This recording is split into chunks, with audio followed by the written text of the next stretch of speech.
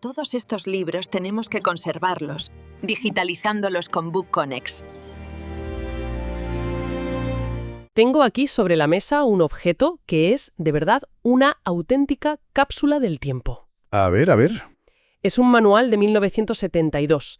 La cubierta de cartón está ya un poco amarillenta y el título es Reglamentación del sector laboral. Del 72, nada menos. Y ojo, que en la portada especifica 7ª edición corregida y aumentaba. Y detrás, casi escondido, el precio. ¿Cuánto? Son 125 pesetas. 125 pesetas. Bueno. Pues este manual va a ser nuestro punto de partida hoy. Vamos a usarlo para entender cómo era el marco oficial que regulaba el día a día de una empresa y de un trabajador en la España de hace medio siglo. Pleno milagro económico español. Exacto. Una época de industrialización a tope. Y este libro nos abre una ventana a cómo se intentaba, ordenar todo ese crecimiento. La misión es explorar desde los grandes principios que lo inspiraban hasta las normativas más sorprendentes. Y es que es importante entender qué es esto, porque no es una única ley, es una recopilación. Como una caja de herramientas. Justo, una caja de herramientas legal para el día a día, pensada para ser muy práctica. La propia introducción lo dice claro. ¿Qué dice? Pues que su objetivo es ayudar a las empresas, sobre todo a las pequeñas que no tenían asesoría legal, a cumplir con la legislación social. Y lo hace con un doble propósito, que es muy revelador. A ver. Por un lado, evitar multas de la Inspección de Trabajo, que era temida. Y por otro, y cito, fomentar un plano de igualdad y armonía entre empresarios y los que llama productores. Productores. Qué palabra de la época, para hablar de los trabajadores. Totalmente. Y por eso en sus páginas conviven textos con una carga ideológica enorme, como el Fuero del Trabajo, y a la vez ordenanzas supertécnicas, casi de ingeniería, como la de seguridad y higiene. Lo primero que te encuentras al abrirlo es el Fuero del Trabajo. Que era de 1938, aunque aquí viene en un texto de 1967. Sí, y el lenguaje es grandilocuente, casi poético. Por ejemplo, dice que el Estado se compromete a actuar renovando la tradición católica de justicia social. ¡Qué frase! Y que asume la tarea de garantizar a los españoles la patria, el pan y la justicia. O sea, son declaraciones muy potentes. Ese lenguaje es que es fundamental para entender el marco mental de la época. No es un texto jurídico normal, es una declaración de principios. Enmarca el trabajo casi como un deber cívico. Una contribución a la nación. Exacto. Pero aquí viene la gran dualidad del manual. Porque aunque el envoltorio es muy ideológico, el contenido es tremendamente pragmático. Claro. Quien se gastaba 125 pesetas en esto no buscaba doctrina, buscaba respuestas. ¿Cuánta luz necesito en el taller? ¿A qué temperatura la oficina? ¿Me pueden multar si un empleado no lleva bien los zapatos? O sea que en el fondo era una herramienta de supervivencia para el pequeño empresario, una guía para no meter la pata, vamos. Exactamente. Y el propio Estado se aseguraba de que esa fuera la única interpretación válida. Hay un detalle increíble. ¿Cuál? Se incluye una orden de 1954 que exigía autorización ministerial para publicar estos textos y prohibía, y esto es la clave, críticas, comentarios o anotaciones no oficiales. O sea, control absoluto del mensaje. Total. El mensaje era: esta es la norma, obedézcala, no la interprete. Y hablando de pragmatismo, creo que nada es más pragmático que las normas de seguridad. Aquí es donde el manual se vuelve una locura de detalles. Sí, esa parte es fascinante. Por ejemplo, la iluminación no se dejaba al azar, La norma exigía textualmente que la superficie de las ventanas de un local fuera como mínimo 1/6 de la superficie del suelo. Una proporción matemática. Tal cual. Y si no había luz natural, la artificial estaba regulada al milímetro. O mejor dicho, al lux. Al lux. Sí, la unidad de medida. Se establecían mínimos, por ejemplo, 20 lux para zonas de paso, como pasillos. Poquito. Muy poco. Pero si el trabajo era un montaje de dificultad media, subía a 200 lux. Y para tareas de distinción extremadamente fina. Por ejemplo. Citan joyería, relojería, grabado de precisión. Ahí la norma se disparaba a 1000 lux. 1000 lux, pero eso es una barbaridad de luz. Es casi como estar en la calle en un día soleado. Precisamente. Y esto es muy significativo. Nos muestra que, bajo ese paraguas ideológico, la aproximación a la seguridad era sorprendentemente moderna, científica. Ya. Se basaban en datos, en ergonomía, buscaban proteger la salud visual del trabajador y, claro, asegurar la calidad. Es esa dualidad otra vez, un sistema político anclado en el pasado, pero que en lo técnico estaba a la vanguardia. Hay otro ejemplo que me dejó perpleja. La temperatura. Tampoco era una cuestión de estar a gusto. No, para nada. Estaba ligada al esfuerzo físico.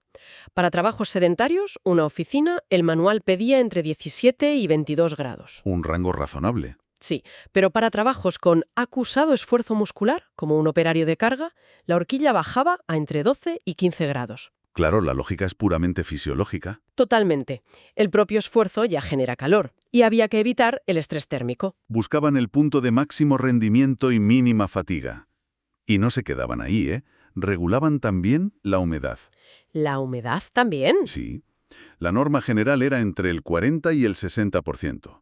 Pero, y esto es clave, en entornos con riesgo de ignición por chispas, ¿Como en la industria textil? por ejemplo, o en la química, ahí la humedad debía estar por encima del 50% obligatoriamente. La razón es pura física. Un aire más húmedo evita la acumulación de electricidad estática. ¿Y reduce el riesgo de explosión? ¡Qué fuerte! Es una medida de prevención súper avanzada. Muchísimo. Toda esta regulación del entorno es increíble, pero lo que de verdad me transportó a otra época fueron las normas sobre el comportamiento, sobre lo que un trabajador podía o no podía llevar puesto. ¿Ah, sí? Por ejemplo, la famosa ley de la silla, Que era de 1912. y siempre se asocia a las dependientas. Pues aquí, en el 72, el manual confirma que seguía vigente y que se aplicaba también a los dependientes varones. Tenían derecho a un asiento. Y no era una recomendación. El manual especifica las multas, ¿verdad? Sí, de 25 a 250 pesetas, que se duplicaba si eras reincidente. Además de derechos, también había prohibiciones muy estrictas. Como la de introducir en el trabajo bebidas u otras sustancias no autorizadas que pudieran causar intoxicación. Que hoy nos parece de cajón, pero imagino que en la España del 72, con la cultura del chato de vino en el almuerzo, era una prohibición muy contundente. Era una forma de atajar el alcoholismo en el trabajo, que causaría un montón de accidentes. Claro.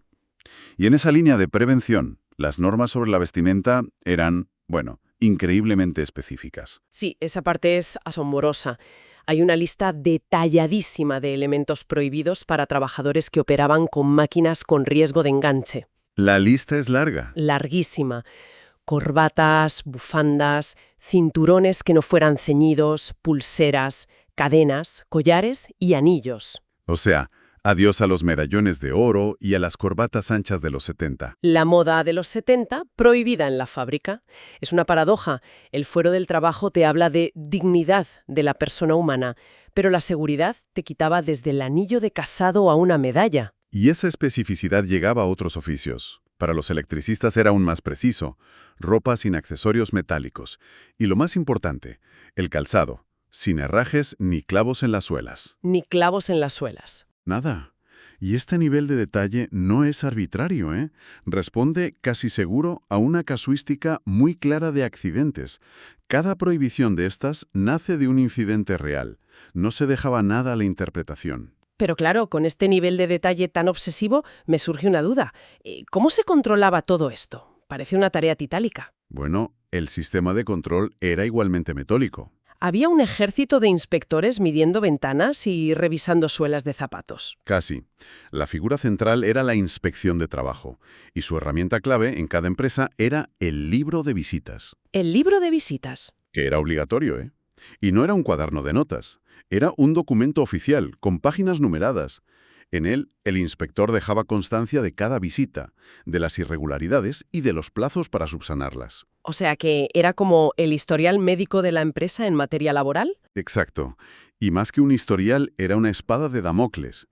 Cada anotación era una orden directa, y el incumplimiento quedaba ahí, registrado, lo que agravaba cualquier sanción. No podías decir, esto a mí no me lo dijeron. Y ese historial, imagino, tenía consecuencias. El manual habla de faltas y sanciones. Sí, claro. El sistema clasificaba las faltas, tanto de empresarios como de trabajadores, en 3. Leves, graves y muy graves. ¿Y las sanciones? Para un trabajador, una falta leve, como llegar tarde, podía ser una amonestación. Pero una muy grave, como la desobediencia continuada, podía ser el despido. ¿Y para el empresario? Sanciones económicas. Una infracción leve, como abrir un centro de trabajo con más de 25 empleados sin permiso, ya era una multa. Además, encontré un concepto que me pareció muy avanzado, la responsabilidad solidaria. Ah, eso es fundamental. Decía que la empresa principal respondía, junto con los contratistas y subcontratistas, del cumplimiento de la ordenanza. Es que eso cerraba cualquier vacío legal. Significaba que si una gran fábrica subcontrataba la limpieza, esa fábrica principal seguía siendo responsable de que los trabajadores de la subcontrata cumplieran todas las normas. No podías mirar para otro lado. Un sistema sin escapatoria. Jerárquico, exhaustivo y donde la responsabilidad era siempre clara y estaba supervisada por el Estado. No había margen para la improvisación. En resumen, lo que este manual del 72 nos dibuja es un sistema laboral, increíblemente estructurado, casi milimétrico. ¿Sí? Un mundo donde todo estaba previsto. Desde la gran ideología del fuero del trabajo hasta los clavos en los zapatos de un operario o el porcentaje de humedad en el aire. Es el reflejo de una sociedad que afronta la industrialización y sus riesgos desde un enfoque muy vertical, muy normativo.